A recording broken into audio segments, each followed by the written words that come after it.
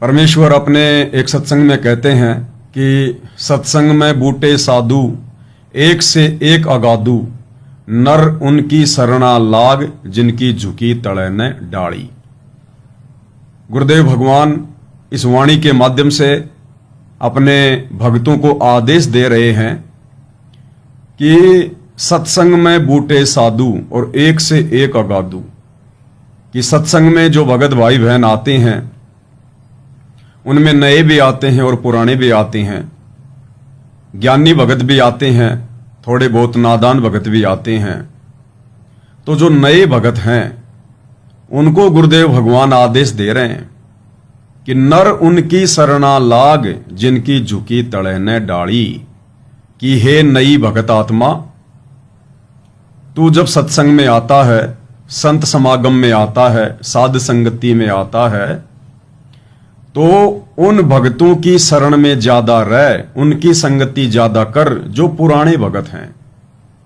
आपस में मंडली बना के बैठ जाओ और जो पुराने भगत होंगे वो अच्छी अच्छी बातें बताएंगे।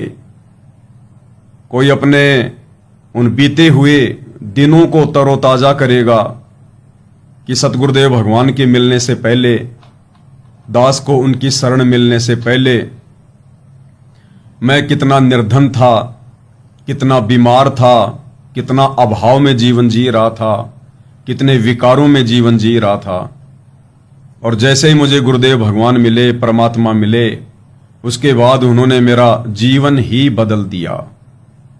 मैं एक नंबर का नशेड़ी था, जुआरी था, मांसाहारी था, और आज गुरुदेव भगवान के आशीर्वाद ने मेरे परिवार को ऋषि परिवार बना दिया। तो गुरुदेव भगवान कहते हैं कि उन पुराने भक्तों की संगति करनी चाहिए, और उन पुराने भक्तों से आप जितनी बार भी सवाल करोगे उतनी बार वो आधीन के साथ, प्यार प्रेम के साथ आपके हर एक सवाल का जवाब देंगे। क्यों? क्योंकि वो आधीन हो चुके हैं। सभी आधीन नहीं हो जाते हैं। परमेश्वर ने केवल उन्हीं भगतात्माओं की संगति के लिए कहा है जो अपने गुरुदेव के ज्ञान आधार से दासातन में आ गए हैं, जो आधीन हो गए हैं, जिनकी झुकी तड़े न डाली, नर उनकी शरणा लाग जिनकी झुकी तड़े न डाली। जैसे पेड़ की डाली, पेड़ की टहनी नीचे उसी की झुकेगी जिसके ऊपर कोई फल लगा होगा। यानी जिन भक्तों की भक्ति कमाई अच्छी हो जाती है, जिनको ज्ञान समझ में आ जाता है, वो स्वतः ही आधीन हो जाते हैं, उनमें दास भाव आ जाता है। वो आपकी किसी भी बात से नाराजगी प्रकट नहीं करते, नाराज नहीं होते। आप जितनी बार भी उनसे जो भी सवाल करोगे भक्ति के विषय में, परमात्मा के विषय में, और जैसा उनको ज्ञान होगा गुरुदेव के आशीर्वाद से, वो प्यार प्रेम से हर बार आपके हर एक सवाल का जवाब देंगे, शंका का समाधान करेंगे। इसलिए भाइयों और बहनों, साध संगतियों की इस कलयुग में आवश्यकता पड़ती है।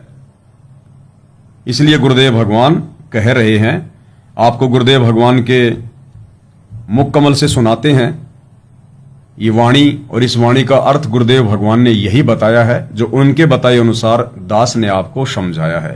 फिर भी गुरुदेव भगवान के मुख कमल से सुनेंगे तो साध संगतियों का महत्व हमें समझ में आएगा, और हमारा विश्वास बढ़ेगा कि वास्तव में गुरुदेव भगवान ने हमें यही आदेश दिया है कि जितना हो सके भगत भाई बहनों की संगति करनी चाहिए, परमेश्वर के विषय में बैठकर ज्ञान चर्चा करनी चाहिए, जिससे हमारा विश्वास बढ़े।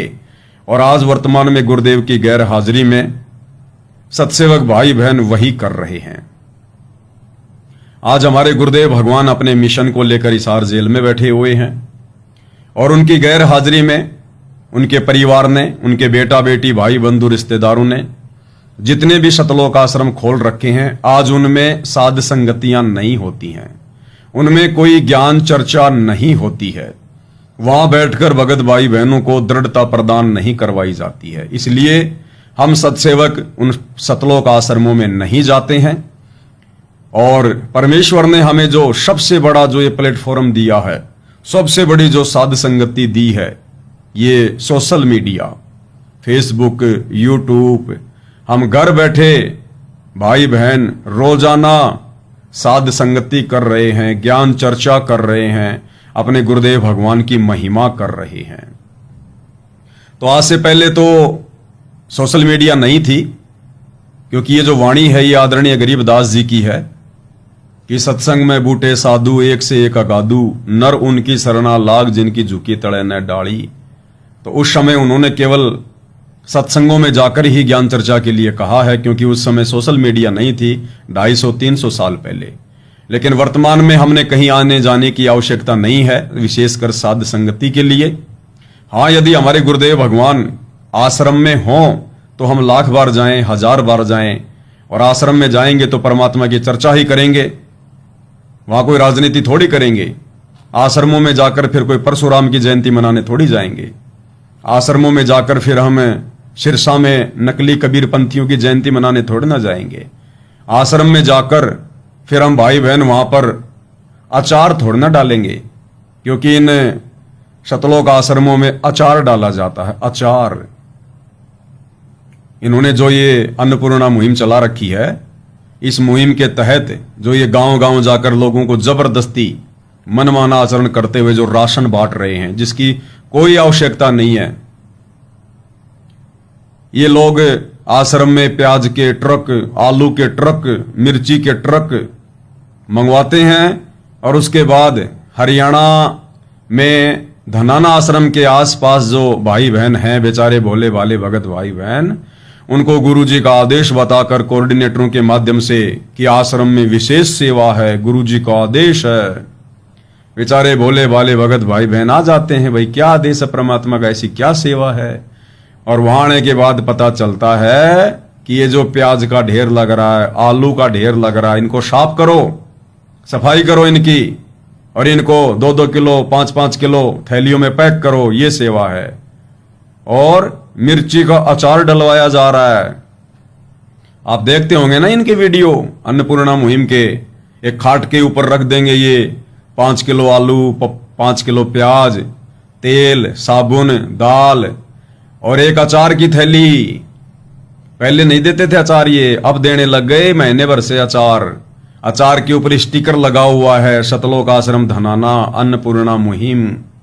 तो ये हमारी माता बहनों से इन आश्रमों में अचार डलवाते हैं, अचार। जैसे एक कहावत है ना, लोग कहा करते थे चल यार वहां चलते हैं भाई, तो क्या करते, वहां क्या जाके अचार डालेगा? अरे वहां जाकर के अचार डालेगा, यानी कि अपना समय बर्बाद करेगा।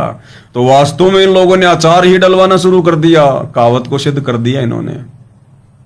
तो भाई बहन, आज गुरुदेव की गैर हाजिरी में इन शतलोक आश्रमों में भक्ति करने नहीं जाते, ज्ञान चर्चा करने नहीं जाते, सत्संग सुनने नहीं जाते, वहां अचार डालने जाते हैं, अचार डालने।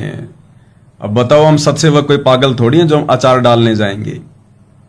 तो गुरुदेव भगवान तो कह रहे हैं कि सत्संग में क्या करना चाहिए। सत्संग में बूटे साधु एक से एक अगाधु, और नर उनकी सरना लाग जिनकी झुकी तड़े ने डाली। अब गुरुदेव तो क्या कह रहे हैं, और आश्रमों में क्या डलवाया जा रहा है? अचार। तो सुनिए भाई और बहनों, पूज्य गुरुदेव भगवान के मुख से।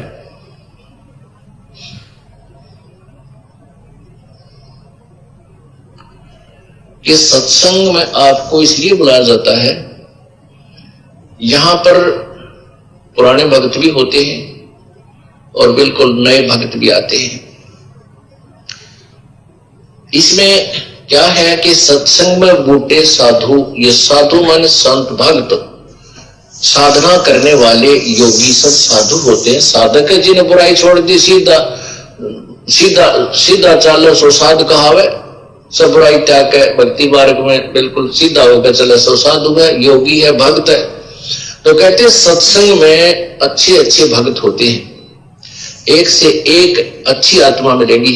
लेकिन नए भक्त के लिए संकेत है कि उनके पास बैठना, उनसे चर्चा करना प्रभु की, उनसे क्योंकि यहाँ आपको इसलिए बुलाया जाता है कि दास तो 2 घंटे सत्संग करके फिर संगत से मिलने में लग जाता है, और बाकी भक्त मिलने बाद में बैठ जाते मंडली बना के, चर्चा चलती है। गुरुदेव नाथ जी ये बताया, इसका नए भक्त पूछते हैं इसका क्या अर्थ बनता है, तो पुराने भक्त उनको बताते हैं। उसके लिए बताते हैं कि उन नए भक्तों को कहते हैं कि उनकी संग में बैठ जिनकी झुकी तले ने डाली, यानी जैसे पौधे पेड़ होते हैं और जिनके फल लद पद लगे हो, आम के या अंगूर के गुच्छे लगे हो, तो वो नीचे को झुक जाती है टहनियां। तो वो फलदार वृक्ष होते हैं। अर्थात जो विनम्र आत्माएं हो चुकी हैं, जो कितनी बार आप प्रसन्न करते हो, प्यार से उत्तर दे रहे हैं, समझो वो भक्ति से परिपूर्ण है, तो उनसे ही ज्ञान समझे। इसका ये तात्पर्य है। अब जो दास सच गुरुदेव भगवान कह रहे हैं कि उन्हीं से ज्ञान समझें, यानी एक दूसरे भगत से ज्ञान समझने का आदेश गुरुदेव भगवान का है। तो गुरुदेव कह रहे हैं कि जब ये दास 2 घंटे सत्संग कर देता है, और आपको आश्रम में इसीलिए बुलाया जाता है कि दास तो 2 घंटे सत्संग करता है, उसके बाद तुम क्या करोगे? फिर आपस में बैठकर मंडली बनाओ, मंडली बनाकर बैठ जाओ, और जो पुराने भगत हैं उनको बैठा लो बीच में कि आजा भगत जी, परमात्मा की चर्चा करेंगे, हमारी कुछ शंकाएं हैं, कुछ जिज्ञासाएं हैं, आपने हमसे ज्यादा सत्संग सुने हैं, गुरुदेव की ज्यादा संगति की है, हम तो नए नए भगत हैं, आओ बैठो, कुछ विशेष बात बताओ गुरुदेव भगवान के विषय में। तो उनको बीच में बैठा लो और फिर ज्ञान चर्चा करो, दृढ़ता प्राप्त करो, विश्वास बढ़ेगा। और अब क्या हो रहा है? अगर कोई ज्ञान चर्चा भी कर रहा हो ना बेचारा इन सतलोक आश्रमों में, तो जबरदस्ती उठा देंगे, अरे उठो उठो भगत जी, क्या कर रहे हो तुम? अचार कौन डालेगा? अरे माता बहनों तुम क्या कर रही हो? ये कोई ज्ञान चर्चा करने का समय है क्या? ज्ञान चर्चा करने आती हो क्या तुम आश्रमों में? वो प्याज कौन साफ करेगा? अब ये हो रहा है भाई और बहनों। और हमारे भाई बहन भी कुछ इसी प्रकार के हैं जो इन आश्रमों में जाते हैं, इनको ज्ञान चर्चा अच्छी भी नहीं लगती। मोबाइल सबके हाथ में है, जितनी देर बैठे उतनी देर बैठे, लेटने का मन किया तो लेट गए, खाने का मन किया तो खा लिया, चाय पानी पी लिया, और फिर लेके मोबाइल कहां जाएंगे? कबीर जी के झोपड़े के पास में सेल्फी लेने, जुलाहों के कुएं के पास में सेल्फी लेने के लिए, और मिट्टी की गाय उसके पास में सेल्फी लेने के लिए, और मिट्टी के पहाड़ सेल्फी लेने के लिए, लहर तारा तालाब सेल्फी लेने के लिए।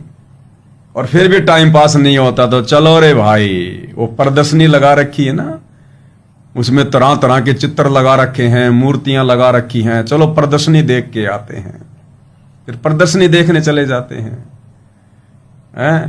फिर संध्या आरती का समय हो जाता है, पड़े पड़े संध्या आरती कर लेते हैं। संध्या आरती के समय आधे से ज्यादा तो मोबाइलों में लगे रहते हैं, इंस्टाग्राम पे, फेसबुक पे। हो गई संध्या आरती, कोई लेटा हुआ है। अब सेवादार भी ऐसे ही हो गए, वो भी नहीं किसी को उठाते ना किसी को जगाते आरती के समय। उनको पता है बेचारा क्या उठेगा, ये क्या आरती करेगा, ये 5 घंटे से तो ये अचार डाल रहा था, 5-7 घंटे से तो ये प्याज साफ कर रहे थे, आलू साफ कर रहे थे, पैकिंग कर रहे थे, अन्नपूर्णा के स्टिकर लगा रहे थे। क्या ज्ञान चर्चा करेगा, क्या बेचारा आरती करेगा? सुन दे इसको, सोते सोते वहां आरती हो जाती है। ये हकीकत है भाई और बहनों, में जाता नहीं लेकिन हकीकत सारी पता है, क्योंकि जो भाई बहन जाके आए हैं वो दास को सब कुछ बता देते हैं कि भगत जी वास्तव में वहां तो यही होता है। फिर भी हमारा मन नहीं भरा तो हम एक बार जाके आ गए वहां, सोचा पता नहीं क्या होता होगा आश्रमों में। तो भगत जी वही होता है जो परमात्मा आपसे बुलवाते हैं। तो कहने का मतलब है भाई और बहनों, गुरुदेव भगवान का आप और हमारे ऊपर एक बहुत बड़ा उपकार है जो गुरुदेव ने हमें इस कलयुग की पिछली पीढ़ी में साध संगति से जोड़ दिया। गुरुदेव हमसे अपनी महिमा करवा रहे हैं, अचार नहीं डलवा रहे, अपनी महिमा करवा रहे हैं। अब दास लाईवाता को अचार थोड़ा डालता है कि लो भक्तों मैं तुम्हें अचार डालना सिखाता हूं। अरे वो तो यूट्यूब पे सीख लो, दुनिया भर के वीडियो बना बना के डाल रखे लोगों ने, साग सब्जी बनाने के, अचार डालने के। बताओ। तो भाई और बहनों, काल का बहुत बड़ा षड्यंत्र है इन सतलोक आश्रमों में। भक्ति नाम की चीज नहीं और मर्यादा नाम की चीज नहीं, ऐसे मूर्ख बना रखा है काल में।